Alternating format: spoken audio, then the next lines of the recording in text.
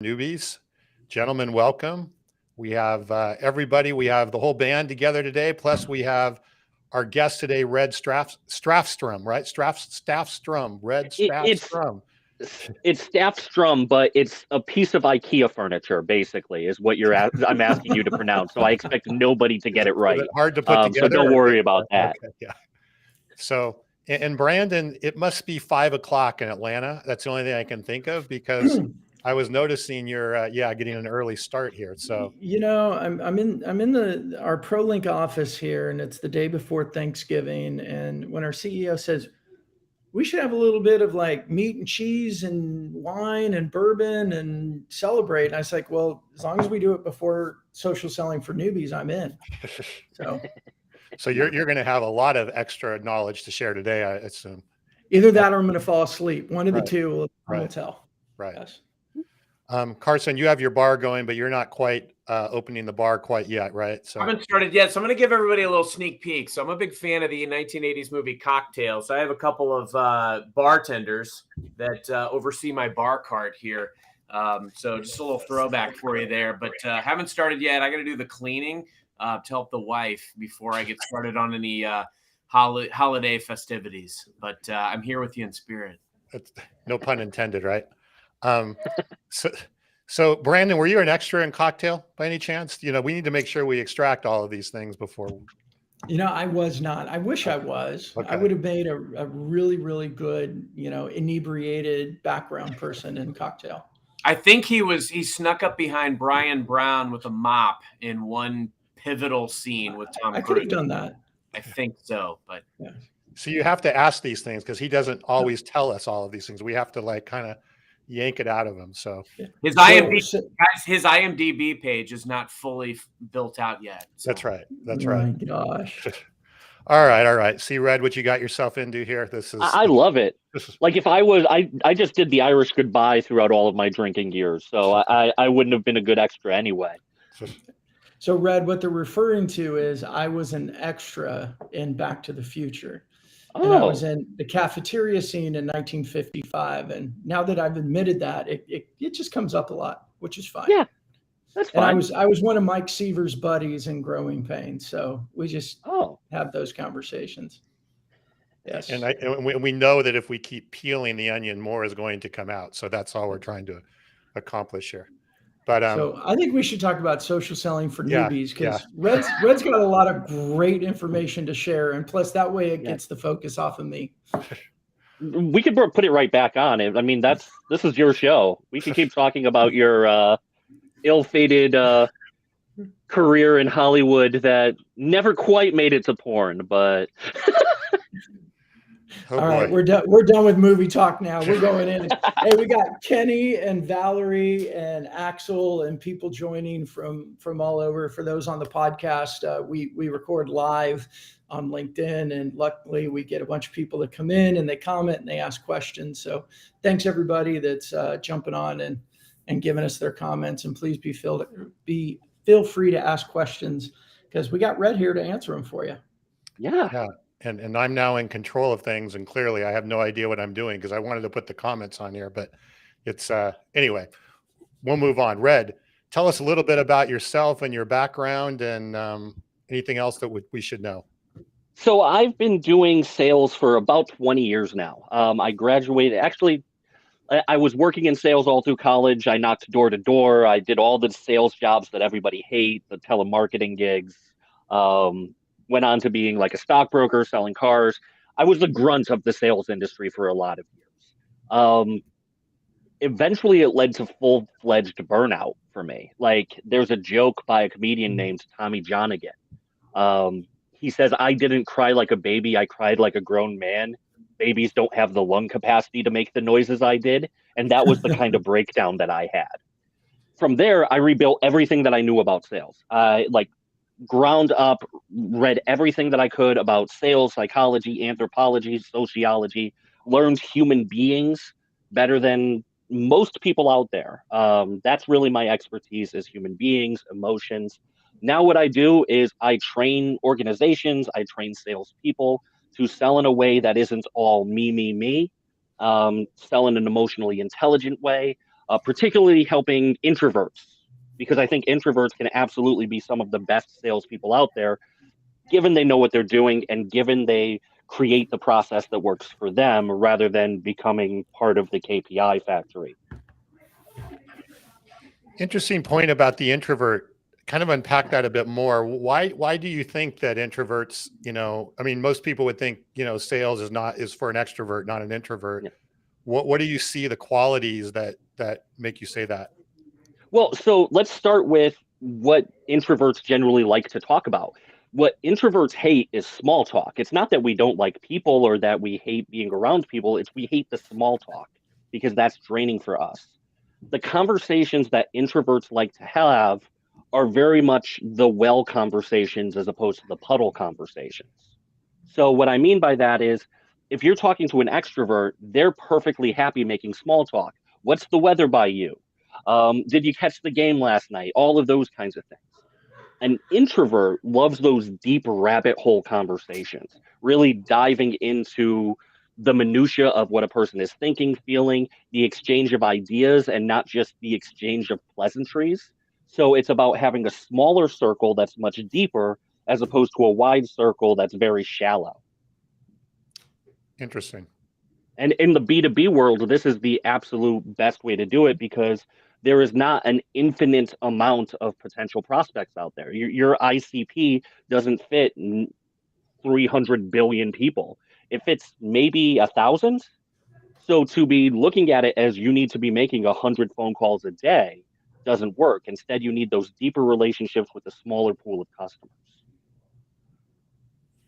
Interesting. So what I hear you saying is, as an introvert, there will generally go into more higher quality conversations sooner and possibly go deeper rather than trying to have maybe a lesser, as you said, kind of a small talk conversation and really focus on, the meat on the bone, so to speak, of what's going on. Like if I'm an introvert and I know that my battery is going to be drained with small talk conversations, my relationship building is let me get right to the point. Which if you're talking to a CEO or somebody right like at that decision maker level, they don't want to talk about the picture behind them that has a boat. They want to talk about let's get to business. This is the problem I solve. These are the implications that it could turn into, and this is how I provide that solution. Interesting. So Carson, Brandon, jump in. What's your take? Yeah, this is fascinating stuff. I'm thinking about a few different ways that we could go about this. First off, because the title of this particular show is Overcoming Social Insecurities and Growing Your Social Cred. We talk a lot about branding. We talk about a lot about social selling. And what's interesting, believe it or not, I'm an introvert.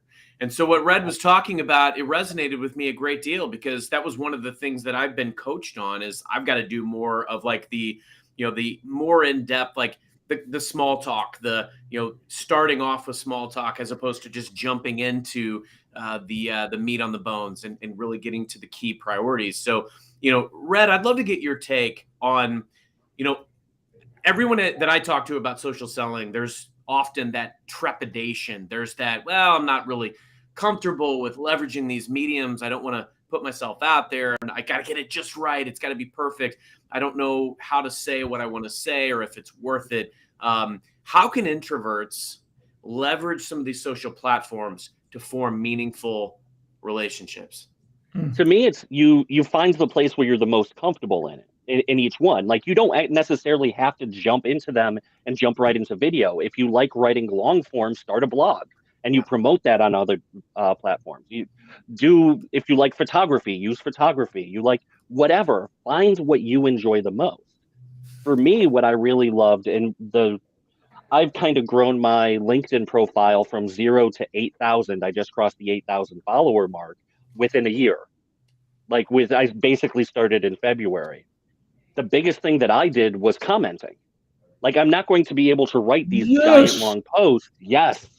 Rather than create 3 posts a day, I'll comment on 15 to 25 different people. And that's given me so much more leverage because now I'm not only like creating my own content, I'm also leveraging the network that they've already built. Yeah, it's so smart, Red. That's Yeah. so smart.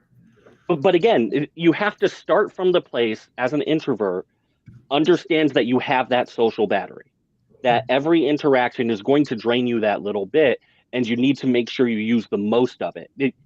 Extroverts are lucky because every social interaction recharges them. So they have that almost infinite ability to talk. We don't. So we have to be much more strategic and really dive into what works before we burn out rather than just kind of doubling down on what doesn't. I feel like I should be paying you by the hour right now, Red, because you're like really. You're more than welcome to. This is. You need to go. There's- Carson, you we'll need to put go it- lie we'll down put on the his- couch. Or, Yeah, we'll put his Venmo in the comments. There you It'll go. be all good. I want to sit in that for a second because you know what I've found, Red, over time is, you know, when you think about the mediums, I always tell people like find mediums you're comfortable with, which is exactly what you just said. And whereas maybe 3-4 years ago, I wouldn't have been comfortable doing things like podcasting or video content, I find that over time I become more able to embrace some of these types of things. I think about it kind of like a stock portfolio. I never want to discriminate against any way that I could conceivably create and nurture a relationship that I didn't have. And you utilize it to get the relationship, not to sell anything. Like sales is a byproduct of having a great relationship.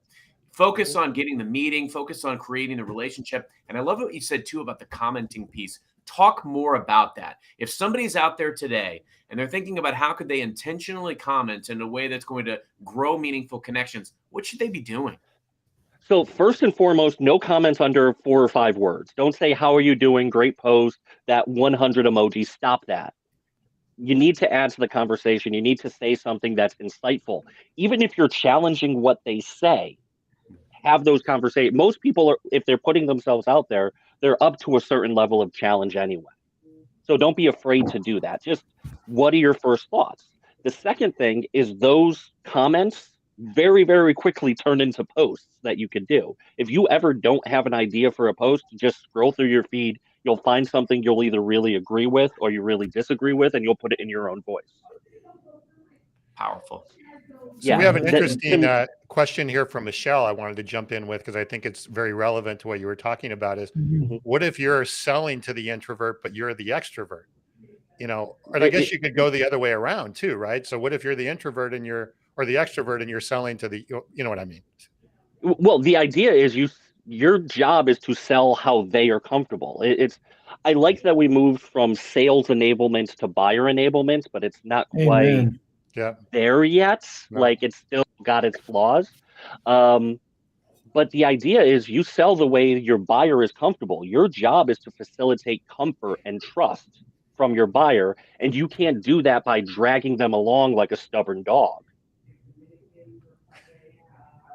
So I'm an introvert, I'm talking to an extrovert, I have to put up with a little bit of small talk, but that also means afterwards I may need to give myself 5 minutes to recharge. So understand your job is to make the buyer comfortable, not to fake who you are. Like they can see that you're going to drain out, and extroverts are very good at picking up on that too. But have the conversation they want to have, and then step back and recharge and get ready for the next one as you need to. So here's another question, Red. Thinking about, you know, you're a veteran of sales. You're an experienced salesperson. You've had quite the journey. I know a little bit, obviously, about your background just from our prior chats. But what I'd love to hone in on is focusing on some of the social selling components. Yes. How and when did you decide to assimilate some of these things into your arsenal? And how would you say it's evolved over time? Because I would say all of us, you know, a commonality is I started dabbling with some of this stuff a decade ago, but it looked nothing like what it looks like now. So how did your journey kind of begin? Why did you assimilate some of this stuff? And how has it evolved? So I am a late adopter. I did not like social media for a long time, and in a lot of ways, I still don't. I don't care that my aunt had a bologna sandwich for the first time in 8 years. I just don't care. But the very first step, by the way, my aunt made a TikTok dance of her first bologna sandwich. What about you? Did it go viral? Brandon made a cameo, by the way. Well, for me, it was understanding that my job as a salesperson is not to go where I'm comfortable, but go where my buyers are comfortable. That was the very first hurdle to jump over. Yes. And if I look at like the average use on FaceTime for a typical Facebook user is a half hour a day. Now let's go back 100 years to the point before phones, before anything. Imagine there is a bar in your neighborhood that all of your ideal clients are going to a half hour a night. Would you ever leave before psoriasis sets in? And of course you wouldn't. You'd be there handing out business cards, having conversations, building those relationships because that's your career. And in fact, that half hour at the bar could be way more effective than 8 hours of cold calling or writing letters. So the reason I love social selling is it's because it's where the people are. And I've kind of had to learn what to step into in order to do that. You know, we could have had Red on our episode of Nothing Has Changed. It's just different. I mean, that's exactly what he just said there is you go where your customers are. And if they're on Facebook, you go there. They're on LinkedIn, you go there. Carson and I were dipping our toe and trying to figure out TikTok because we know a lot of people are there that we want to talk to. And it's not about selling, it's about talking and meeting and building rapport. It's all about creating deep conversations and conversations about problems that you have an opportunity to solve. That's really it. Wherever those conversations happen, over the phone, over email, over SMS, or over social, and social gives you such a scalability level that no other tool really does. I could make 50 phone calls to past customers, or I could do one post, and 50 people will engage on it. Well, more than that, but the idea is pretty much the same. And the post takes me 15 minutes. The phone calls will take me a full day.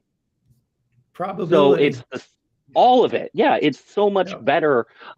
Email marketing is still great. I still love email marketing. I'm not going to sit here and say email is dead. But, I mean, there are people bragging about a 4% open rate. So it's just not my favorite. Plus, you benefit in social media because the dopamine is going. People are going through their feed and they're seeing things that they like. Their feed has been tailored, so you're getting them in a good mood. I don't know many people who have looked through their emails and have a brilliant smile on their face. Right.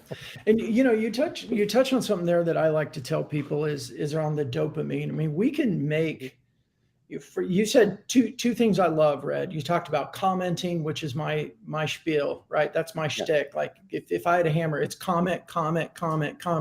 We'll figure out how to post later. Just start commenting. Take your top 100 prospects and go to their profiles once a week, twice a week, look at their post activity and comment on anything that they've engaged with. They've liked, they commented, they posted. Start there. Everything else gets easier from there. And don't worry about DMing yet. Like that's a big one. Commenting is such a great jump off to a DM. And you can ask about that rather than just jumping in and pitch slapping them. Yep. Comment and offering your solution before you even know if they have the problem. Yeah, for sure. Likewise, my favorite thing for comments now is giving out referrals. So I see a post of somebody who is having a problem. I know somebody who solves that problem, and I tag them in it. Now I've helped facilitate a relationship, and I could go back a week later. Hey, how did you get along with Marcus? And now I'm much closer to that trusted advisor role. I just saw the DM, direct message. So anything like a private message, direct message. But now I can go back and say, hey, I tagged Marcus in your post last week. I think he could help you with blank. Were you guys able to connect, or do you want me to make a more formal introduction? Now I'm deepening two relationships. So Red, you said that you kind of started your LinkedIn career with commenting predominantly, and you kind of went from 0 to 8,000. Have you, did you focus in on what you believed was your ideal customer profile? And are those 8,000, do you feel like you've built a community of more of the people you want to be talking to, or how has that emerged from the commenting process? So yes and no. I look at it in two different ways. I look at it as growth and niche. The way LinkedIn works is the only people who can see my content that I put out there are either followers or first, second, third degree connections. So I'm willing to connect and have followers who may not be my ideal customer, because I know if the average LinkedIn user has 1.3, like 1,300 connections, that one connection of mine can now broaden my reach by 1,300 people. So I'm looking at that as a growth. But then I also have this niche aspect where I use my content to niche down even further. So it's a hybrid technique. The way I've been looking at it is very much like a bug zapper. I turn on the bright light, I bring in everybody, and then I'll zap the people I don't want to work with. Red, So this is very top of funnel. This is great. Yeah. I love the analogies. It's amazing. I guess too, you know, growing your social cred, like I would be very curious too, like, okay, so you start out, you're commenting, you're getting some engagement. People are likely having a reaction to your comments. People may be, or your target audience may be responding. I loved the tagging someone, because at the end of the day, all we're trying to do is seek to become a trusted advisor of this audience. And don't be antisocial on a social network. Exactly. By connecting the dots and putting them in touch with somebody who can solve their problem, especially when and even when it isn't you. Amazing technique. I've got a lot of deals that I could point back to where it wasn't about like me trying to be the hero. It was, hey, you need to talk to this person. So I love that philosophy. I think it's amazing how many things you can take from sales fundamentals that we've been putting in place for 20 plus years, whether it was by phone, by door knock, whatever it is, and you can do it all on social media. So like we've talked about relationship selling, but I've been kind of fighting against relationships too much, and it's much more about trust as opposed to relationship. Sure. And the reason I want to fight against that is how many people have a cousin who has their real estate license, but we didn't buy or sell their house through them? Almost all of us.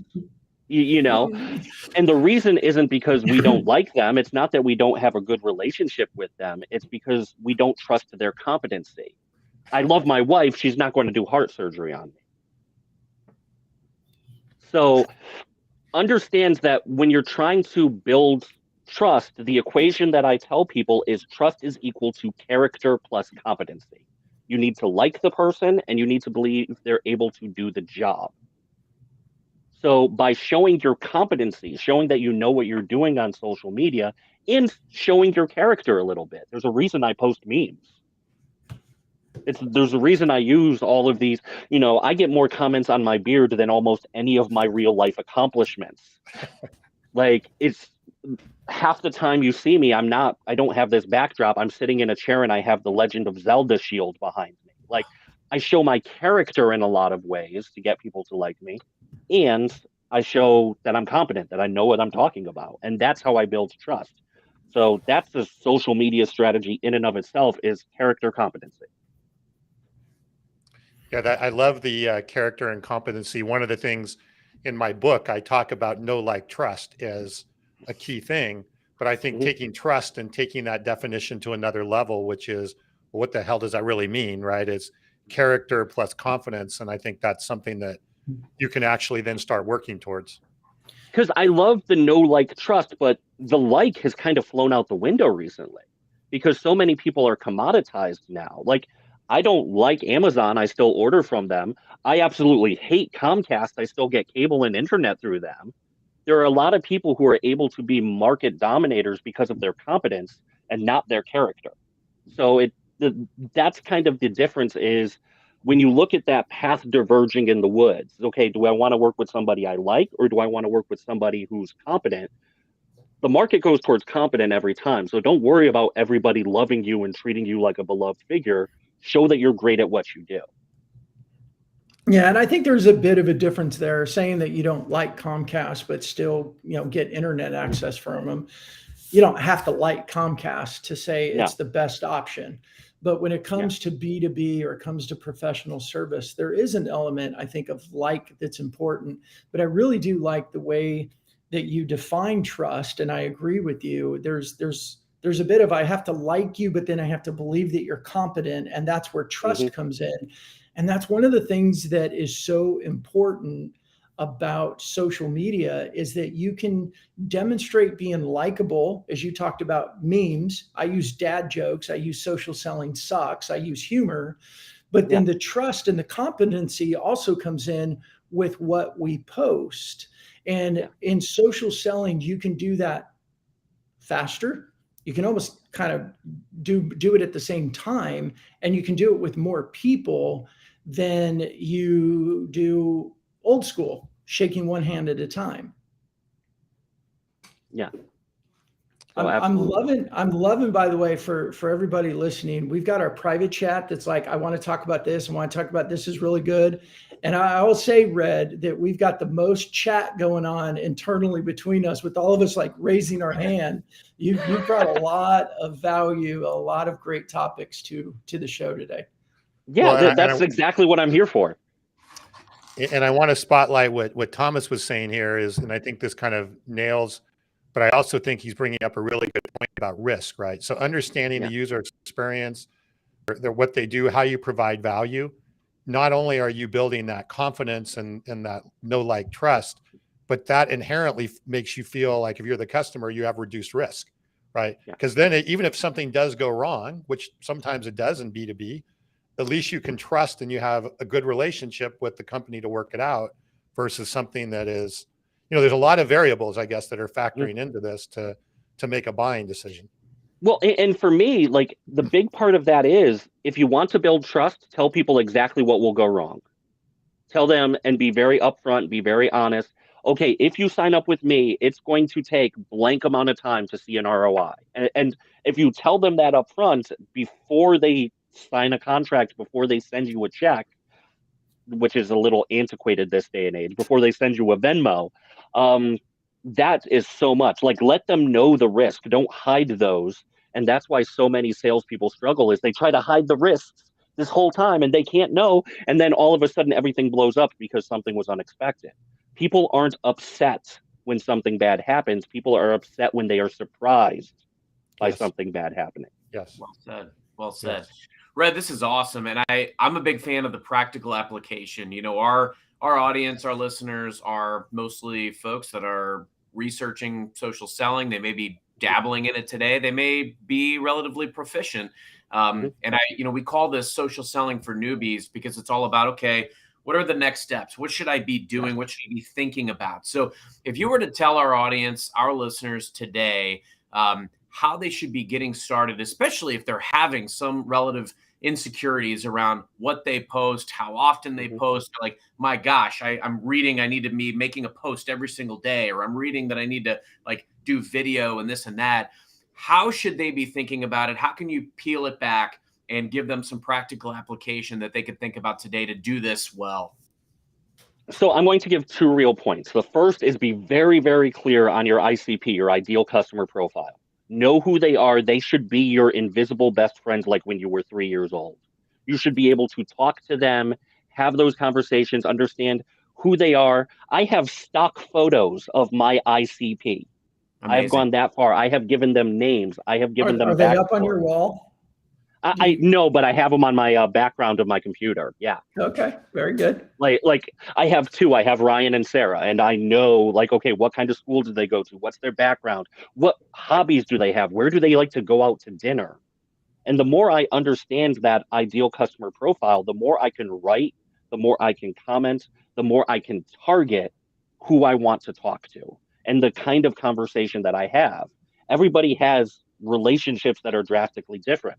I talk to my grandmother different than I talk to my wife. So how do you talk to that person that you've created? So that's the first. And the second is, don't worry about being everywhere. Don't worry about being on Facebook, LinkedIn, TikTok, Instagram, Twitter. You can't be everywhere. You can't do all of them. Figure out the ones that are most important for your ideal customer. Where do they want to hang out?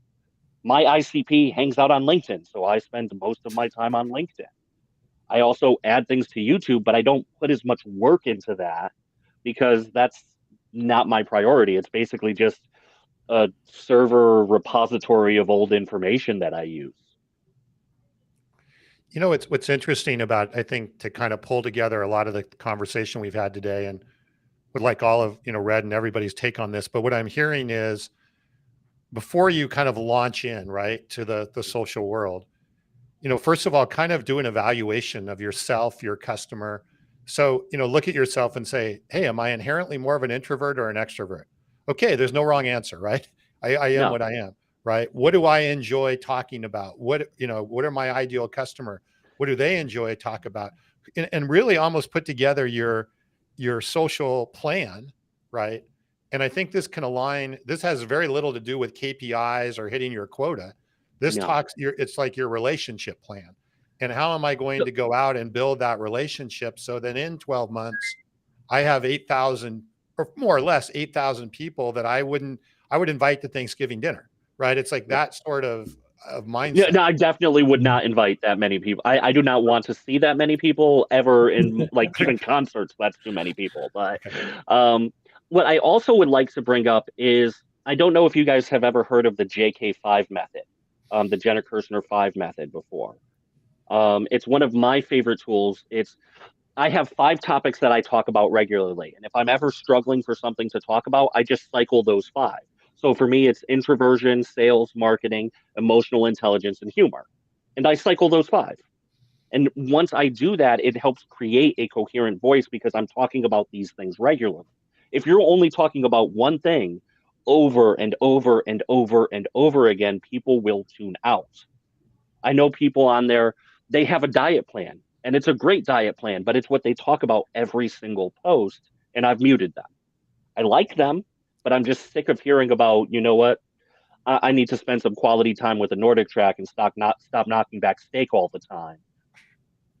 Like, no one is going to tear me away from mashed potatoes this weekend. It's never going to happen. For sure. But, like, if you only talk about your product, if you only talk about one thing over and over, people will tune out. You'll lose engagement. It will go nowhere. Well, and that's not real anyway, right? I mean, that's No. not, in real life, you definitely talk about more than one thing. So I think having that focus, but I think again, having that plan, knowing where you're comfortable, know where you're going, I think it makes the whole social thing way less intimidating, right? Yes. It removes the insecurity, and then you can start to build on top of it. And as I'm hearing today, I think there's a lot, that we can continue to talk about even in the community, and that we have the social selling HQ community and so forth to really help people just get more comfortable with the whole process that's there. Yeah. The way I've been looking at it all, when you're talking about like finding where you're comfortable and everything, I'm going to go right back to Cocktail with Carson. I look at each platform like I would a bar. So LinkedIn is like a professional networking event. I see Facebook like a dive bar. I see Instagram like that trendy first date spot. Find the bar you enjoy hanging out in. Wait, what's and then Twitter? build it from there. What's Twitter? Twitter? Oh, I think that's drinking out of a garbage, one of those paper bags behind a dumpster right now. I am not a fan of Twitter. Like, and again, is TikTok like a disco or a dance bar? Yeah. What was that? Is TikTok like a dance club or? Way too many young people, bright colors, dancing, and I dance like an 8-year-old with a sparkler, so I am never going to look good on there. TikTok would be like a junior high dance at school or something, wouldn't it? Well, but let me also say this. TikTok has one of the best free video editing tools there is out there. So even if you aren't using TikTok to grow a following on it, it is a great tool to create content, shoot it, add the captions and everything, and then post it on LinkedIn. Except for the TikTok watermark, which no one even pays attention to anyway. Yeah. But it's still a free video editor. Right. So Red, I have a question for you because I told James, I think James Gilman, you might be on live with us yesterday. So he's a CEO of a company. His door knocked, cold called, done all of that as a salesman. He's now a CEO. We had a get together yesterday at a local cigar bar. James shows up, larger in life. He's got a box of cookies. He shakes hands with everybody, talks to everybody, like the life of the group. Yeah. And then towards the end of the day or the end of our time together before he leaves, he goes, "Hey, so your topic on the show tomorrow?" And I said, "Yeah." And he goes, "Social insecurities." He's like, "That's me." He's like, I never know what to say or how to say it, or is it a good thing to say? And so I end up just not doing anything. Yep. And And I thought, man, I'm like, I got to ask Red that question, because that is what so many people, and I would imagine many people that are listening on the podcast or on LinkedIn for the live or Facebook for the live, they're like, yeah, that's me. So I wanted to ask you, I share that as the example. Like I said, I mean, he kind of worked the room, had a box of cookies, introduced himself to everybody, and then turns around, 40 minutes later and tells me, yeah, I'm scared to death to post anything. Like, what do I do? How do you answer that? So let's start, go right back to that introvert extrovert thing, because that is a very introvert thing to say when you're thinking the stereotypical Ali Sheedy and Breakfast Club introvert, like that social anxiety side of it. You know, do I need to shake out my dandruff or something? I think you should. I mean, this is getting a little gray for you, so it might be there. I think we need to come up with a subplot on this show where Brandon is like the Johnny Drama of all these shows. So every time we come up with a movie, it's like, well, I think Brandon had a cameo appearance when they were walking to detention hall in 1 minute, one hour in, or something along those lines. But please, I digress. He actually coordinated the dance on the banister, actually. Better. Love that. That's it. Yes. But again, we're looking at introverts. Introverts have that social battery that we can look at. Now, you can use that social battery to put on an Iron Man suit and pretend you're somebody you're not and use it that way. But he's probably completely burnt out and depleted at the end of it, which my guess is probably true. Understand, just because you are an introvert, just because you have social anxiety, doesn't mean you don't have social skills. It's just you question it a lot more. You're very inter-focused, which is the definition of introvert from Carl Jung. So how are you using that battery? What are you doing it with? Like, I have a certain amount of energy. I could use it playing basketball the same way, but that doesn't mean I'm not completely drained at the end. So if you're having that anxiety, if you still feel like something's wrong, if it's keeping you from trying social media, okay, that's fine. Start small and recharge afterwards, and then analyze what worked, what didn't. 5 comments a day. One of the things that I tell people too, when it comes to either a comment or a post, is to write like you talk. I think that's one of the best and easiest ways. So many people get in front of their computer and they go, and it's because they're trying to craft a message versus just say something. And that's one of the ones for anybody. I think that's the easiest one to get started, is just write like you talk. Don't overthink it. And I like what Red said, go make 5 comments a day. Start there. My strategy when I started was 1 post a day, 25 comments. Easy enough to do. It's not astronomical, but those comments bring people back to the post, which brings new connection. And it's that Jim Collins flywheel analogy at that point. I call it the social 2-step. Yeah. Well, Post again, I and dance comment. like an 8-year-old with a sparkler, so I am not doing any kind of 2-step. I dance like Phoebe from Friends jogs through Central Park. You guys ever see that one? Oh, that's a reference. Yeah, that is a reference. I remember seeing you with that. You were an extra in Central Park when she was jogging through there. Yeah. Bravo. Yeah. He was changing the fountain on the theme song. Yeah. So, Carson, take us home. Do you have any final questions for Red? I mean, I think we've covered a lot of serious knowledge bombs today, and we might have to continue this another time, but any final questions? No, look, Red said something that really stuck with me, and it's around, especially at this whole theme of social insecurity. Just because you have a social insecurity doesn't mean you lack any social skills. You may lack for nothing, when it comes to that element. And so I loved the practical application piece of how we can, proactively go out there today and create a mechanism that, can work for you for whatever you're looking to do. It's about being focused and targeted on who your target audience is and going out and creating those relationships. Red, I'd love to hear from you. What would you say is probably your most tangible outcome or, win or success that you would tout as a result of social? What are you most proud of from your social selling approach? I work for myself now. That's The like, brightest fundraise. like for me, it's again, I've gone through the ringer. I've gone through all of this stuff back in the day, like, you know, the toxic bosses, being in those KPI factories. You need to make X number of calls a day, knock on X number of doors. Now I get to decide how I want to sell. I don't have to listen to somebody tell me.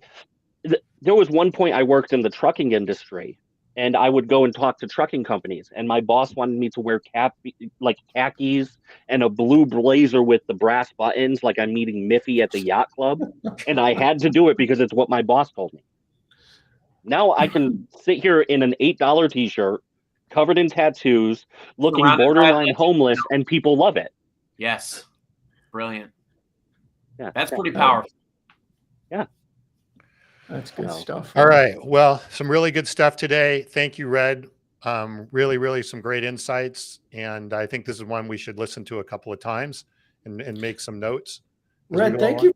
Thank you for making me look good, because I was the one that invited you to our show. And now I'm feeling pretty good going into Thanksgiving weekend. Like I did something good this week. Yeah, and that's again, like when you're looking at social too, that's another great thing to do is if you make other people look good, that just shows the character side of trust. So the more you can make other people look good, tag other people who had brilliant comments. That's another strategy alone. Well said. Absolutely. All Love right. it, Well, Red. have a great Thanksgiving, everybody. Thank you, everybody who has commented. Except for the people that put the comments in there about a private dating chat. That's like social selling crap. Yeah, that's a no-no. Get rid of that garbage on there. I think that's a bot. We got picked up. Yeah. I think that got picked up when Red mentioned something about you being in the porn industry or something. Yeah, well, I was never an extra in that industry. Okay. We've heard it here. yeah. I'm going to have to go home and explain things. I got to go home and explain things to my mom, my wife, my daughters. Like, come on, guys. Happy Thanksgiving. Right. We have an interesting conversation this year. That's right. That's going to be a fun conversation around pumpkin pie now. Yep. All right. Well, thanks, everybody. Have a good Thanksgiving, and we'll see everybody next week. Until next time, happy social selling.